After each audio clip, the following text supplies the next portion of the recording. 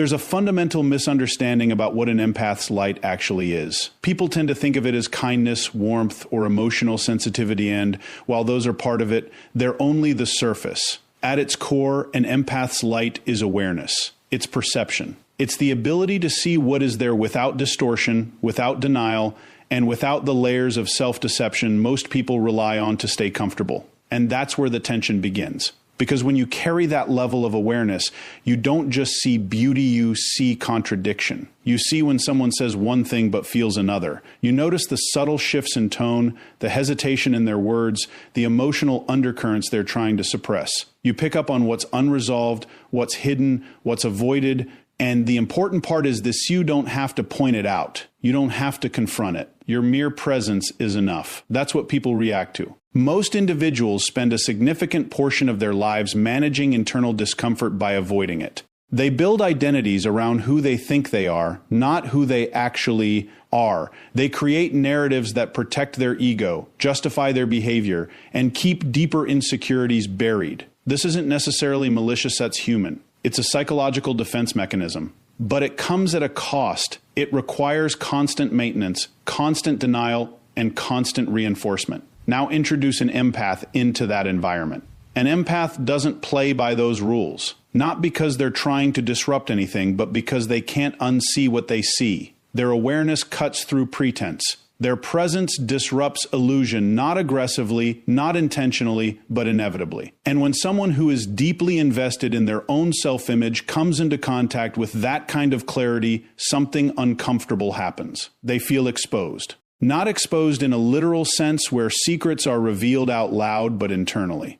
Exposed. It's the feeling that someone sees more than you're showing, that they understand something about you that you haven't fully admitted to yourself. And for many people, that feeling is deeply unsettling. Now, here's where it becomes psychologically interesting. Most people don't respond to that discomfort by becoming curious. They don't say, "Why do I feel seen right now?" or "What part of myself am I avoiding?" Instead, they externalize it. They look for a source outside of themselves to blame for the discomfort. And the easiest target is the empath. So what begins as silent recognition turns into subtle resistance. Maybe it shows up as dismissiveness. Maybe it's passive-aggressive comments. Maybe it's a sudden shift in attitude that feels disproportionate to anything you've actually done. From the empath's perspective, it can feel confusing because there was no conflict, no confrontation, no obvious trigger. But the trigger was never external. It was internal. Your presence challenged something they weren't ready to face. And this is where resentment starts to take shape, not as a loud, obvious emotion,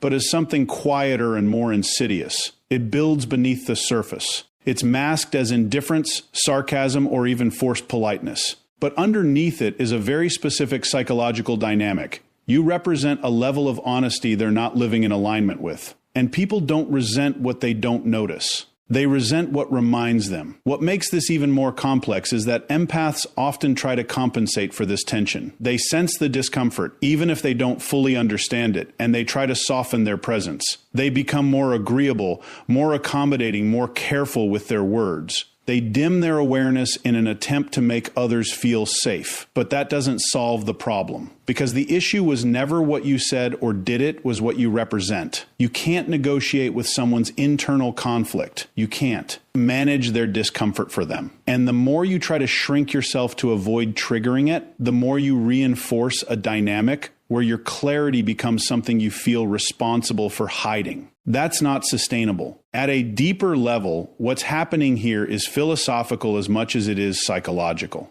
Your light isn't just about being emotionally attuned, it's about being aligned with truth. And truth has a unique property. It doesn't require force to be disruptive. It simply exists, and in doing so, it challenges anything that isn't aligned with it. So when someone reacts negatively to your presence, it's not always a reflection of something you've done wrong. Often, it's a reflection of something they're not ready to see clearly. And this is the critical shift in understanding. Their resentment is not a rejection of your value, it's a reaction to their own dissonance. Once you recognize that, your role changes. You stop trying to fix the reaction, and you start understanding the pattern. You stop internalizing their discomfort, and you start observing it with clarity. You realize that being seen as too much, too intense, or too aware is often just another way of describing a level of perception that challenges the status quo. And not everyone is ready for that. The goal, then, is not to reduce your awareness or dilute your presence. It's to understand the responsibility that comes with it, to know when to engage, when to step back, and when to accept that not every environment or every person is capable of meeting you at that level. Because light doesn't just illuminate what's beautiful, it reveals what's hidden. And not everyone resents the light because of what it is. Some resent it because of what it shows. If you look closely at the pattern, you'll notice that empaths don't just attract connection, they attract need. And there's a difference between the two that most people don't recognize until it's too late. Connection is mutual. It is grounded in respect, reciprocity, and awareness. Need, on the other hand, is one-directional. It seeks relief, validation, and emotional supply. And empaths, by their very nature, become highly visible to those operating from that place of need. This isn't accidental. It's structural. Empaths tend to listen more than they speak. They observe more than they interrupt. They validate more than they challenge, at least in the early stages. These traits signal psychological safety. To a well-adjusted person, that safety feels like trust. But to someone who is emotionally underdeveloped or internally unstable, that same safety feels like access. And access is where the dynamic begins to shift. Because when someone discovers that they can be understood without having to fully understand themselves, they start to lean on that external source. They begin to offload. They bring their confusion, their frustration, their unresolved emotions in. The empath almost instinctively receives it, not out of obligation, but out of wiring. There's a natural inclination to help make sense of things, to bring clarity, to reduce emotional chaos. At first, this can feel meaningful. It feels like purpose. It feels like you're making a difference in someone's life. And in many ways you are. But what often goes unnoticed is the lack of balance. The exchange isn't equal. One person is giving energy, attention, and insight. The other is consuming it. Now, in a healthy dynamic, this imbalance would correct itself over time. There would be a shift toward mutuality. The other person would develop awareness, take responsibility, and begin to contribute emotionally in return. But in unhealthy dynamics, the opposite happens.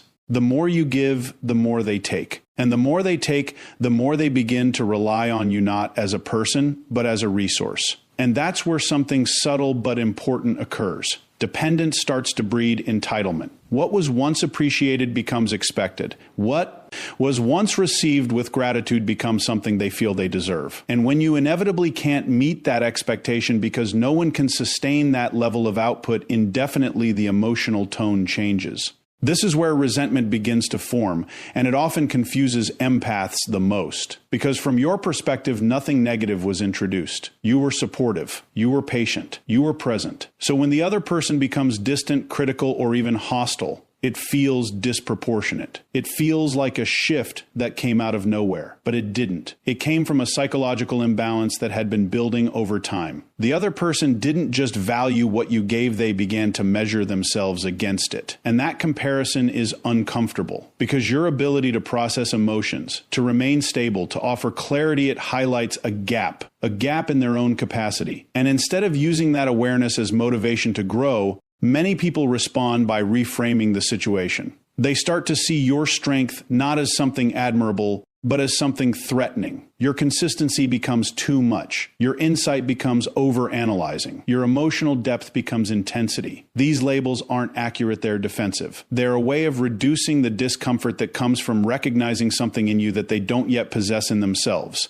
And when that discomfort isn't addressed internally, it gets redirected externally toward you. So now, the very qualities that attracted them in the beginning become the source of irritation. Not because those qualities changed, but because their relationship to those qualities did. What once felt supportive now feels exposing. What once felt grounding now feels confronting. And here's the part that requires a level of clarity most empaths are not initially comfortable with. Some people are not drawn to you because they value who you are. They are drawn to you because they value what you provide. There's a functional difference between being appreciated and being used, and it often reveals itself only over time. This doesn't mean that every person who enters your life has harmful intentions. In many cases, it's unconscious. People operate from patterns they don't fully understand. They seek relief where they can find it, and when they encounter someone who can offer emotional clarity, they attach to it. But unconscious behavior still has consequences. And if you're not aware of the pattern, you can spend a significant amount of time overextending yourself, trying to maintain a dynamic that was never designed to be sustainable. You give more, hoping it will restore balance. You explain more, hoping it will create understanding. But the underlying structure doesn't change because it was built on extraction, not exchange. So the question becomes, what do you do with that awareness? First, you stop interpreting constant need as deep connection. They are not the same. Depth is measured by mutual investment, not by how much someone relies on you. Second, you begin to observe how people respond when access is limited, not removed completely, just limited. Do they become more respectful, more self-aware? Or do they become frustrated, distant, or dismissive? That response tells you everything you need to know about the nature of the dynamic. And finally, you recalibrate your role. You are not responsible for regulating other people's emotional states. You are not obligated to be the constant source of clarity in someone else's confusion. Your ability to understand others is a strength, but it's not a resource that should be available without boundaries. Because when giving becomes your identity, you attract those who are looking to take. And if you don't define the limits of that exchange, someone else will. So the goal is not to stop being empathetic. It's to become precise with it, to recognize where it's valued, where it's respected, and where it's simply consumed. Because the moment you confuse being needed with being respected, you enter a dynamic where your value is no longer defined by who you are, but by how much of yourself you're willing to give away. And that's not connection. That's depletion. There's a moment that almost every empath encounters, and it tends to arrive quietly at first. It's not dramatic. It's not announced. It begins as a subtle internal shift of realization that something about the way you've been engaging with people is no longer sustainable. You start to notice the imbalance more clearly. You feel the weight of constant availability. You recognize that your willingness to understand others has not always been matched by their willingness to understand you. And from that awareness, something begins to change. You start setting boundaries, not as a form of punishment, and not as a reaction of anger, but as a form of clarity. You begin to say no where you used to say yes. You pause where you used to immediately respond. You question dynamics that you previously accepted without hesitation. And most importantly, you stop overextending yourself in situations where your energy is not being respected. From your perspective, this shift feels grounded. It feels necessary. It feels like a correction. But from the perspective of someone who benefited from your lack of boundaries, it feels like something entirely different. It feels like loss. And loss, especially when it's not understood, often translates into resistance. This is where the psychological tension becomes very clear, because boundaries don't just limit behavior, they redefine relationships. They change the terms of engagement. They introduce structure where there was once open access. And for someone who has grown accustomed to that access, the introduction of limits can feel abrupt, even if it's objectively reasonable. Now, here's the critical detail. People don't react to boundaries based on what the boundary actually is. They react based on what the boundary takes away from them. If someone was used to having unrestricted emotional access to you, your time, your attention, your patience, then even a small boundary can feel significant. Not because it's unfair, but because it disrupts a pattern they had come to rely on. And when that pattern is disrupted, it forces them to adjust. But not everyone adjusts by becoming more aware. Some adjust by becoming defensive. They begin to reinterpret your behavior. What used to be seen as kindness is now framed as inconsistency. What used to be appreciated is now questioned. You may hear things like, "You've changed," or "You're not the same anymore," or even more subtle variations that imply distance or detachment.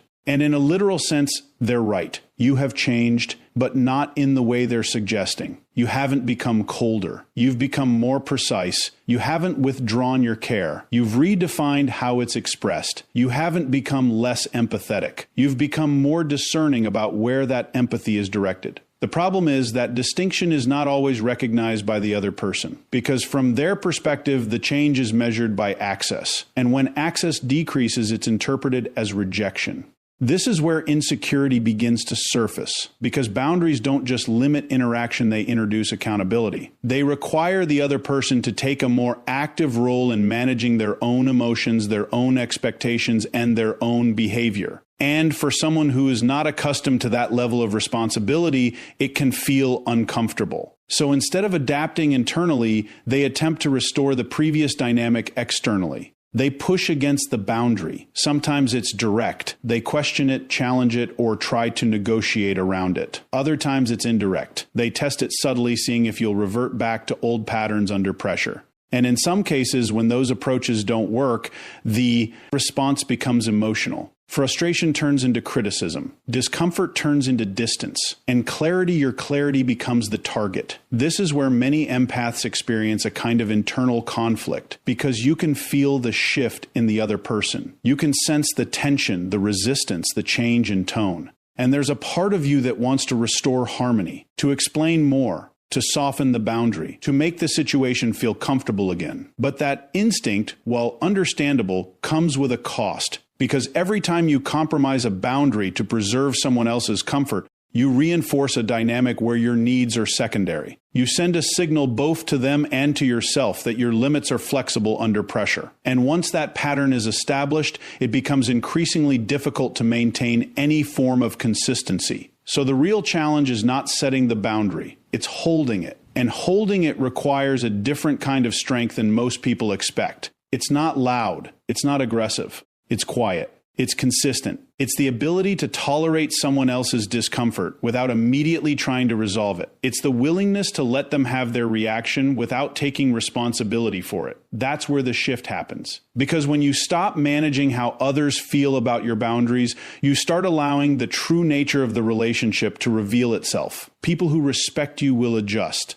They may not like the change immediately, but they will recognize its validity. They will meet you with a level of understanding that reflects their own internal stability. But people who were primarily benefiting from your lack of boundaries will struggle, not because the boundary is unreasonable, but because it removes something they were not prepared to lose. And in that struggle, their behavior becomes more transparent. The frustration, the resentment, the subtle attempts to regain control, it all becomes visible. And that visibility is not a problem. It's information. It tells you who was connected to you and who was connected to your availability. And once you see that clearly, your decisions become more grounded. You stop trying to maintain every relationship at the same level. You stop over-explaining your limits. You stop negotiating your own well-being in order to preserve dynamics that were never balanced to begin with. Because boundaries are not about creating distance. They're about defining where you end and someone else begins. And the people who are unsettled by that definition are often the ones who are benefiting from its absence. So if there's one thing to understand here, it's this. When your boundaries trigger someone, they're not reacting to your limits there, reacting to the loss of control those limits create. And that reaction is not a sign that you've done something wrong. It's a sign that you've finally done something right. Because the moment your no starts to disrupt someone else's expectations is the moment you stop living according to them. And that's where real self-respect begins. There's a final layer to this dynamic that doesn't become visible until you've already started to change. It's not about what you give, and it's not even about the boundaries you set. It's about what happens when you begin to grow internally, quietly, and in ways that fundamentally shift how you see yourself and the world around you. Because growth, in its most honest form, is disruptive. Not outwardly, not in a way that demands attention, but internally. It changes your standards. It alters your tolerance. It recalibrates what feels aligned and what doesn't. And for an empath, this kind of growth is often the result of accumulated experience.